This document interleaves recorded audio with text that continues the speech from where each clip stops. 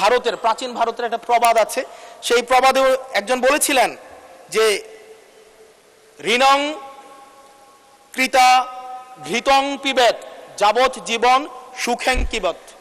অর্থাৎ ঋণ করে প্রয়োজনে ঘি খাও তাইলেও সুখে থাকো, ঋণ করো ঘি খাও, পরের ধনে পুদ্দারি করো, ঋণ করে ঘি খেয়ে জমিদারি করো, তাও ঋণ করো।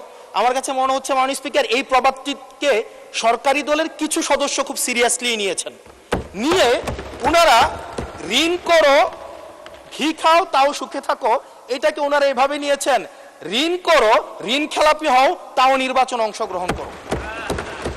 মাননীয় স্পিকার, আমরা দেখলাম এই সংসদে আমরা মাননীয় অর্থমন্ত্রীর কাছ থেকে আমরা কোনো স্পষ্ট কোনো কর্মসূচি আমরা পাই নাই।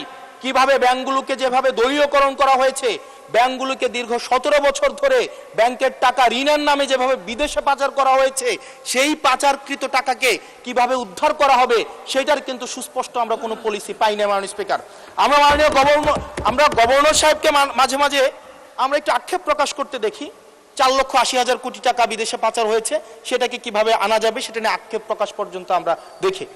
মাননীয় স্পিকার, এই যে ঋণ খেলাপি যারা আছে, নির্বাচনের আগে একটা কমন একটা স্ট্রাকচার, 5 বছর কোনো খোঁজ খবর থাকে না, তফসিলের আগে সেখানে একটু কোর্টে যাবে, কোর্টে গিয়ে ওই ঋণ খেলাপির উপরের এই অর্ডারটার উপরে একটা স্টে দিবে এবং 2% দিয়ে আবার রিশিডিউল করাবে, রিশিডিউল করিয়ে আবার নির্বাচনে অংশগ্রহণ করবে বিভিন্ন জায়গা থেকে টাকা পয়সা উঠায়া, এবং আগামী 5 বছর আবার এই ঋণ নিয়ে কোনো ধরনের কোনো খোঁজখবর থাকে না।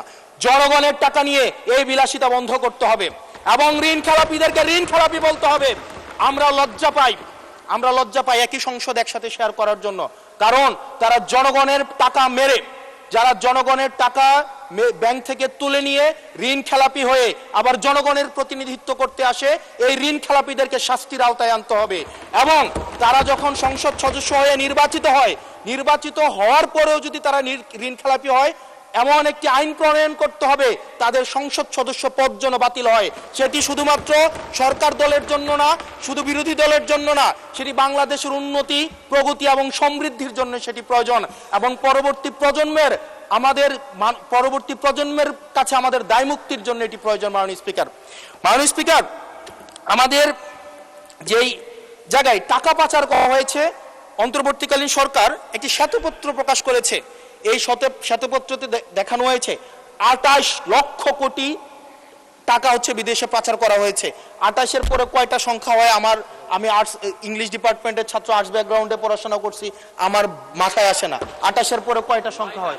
28-এর পরে 9টা না, এটাও হয় নাই। 28-এর পরে 28 লক্ষ কোটি টাকা বিদেশে পাচার করা হয়েছে।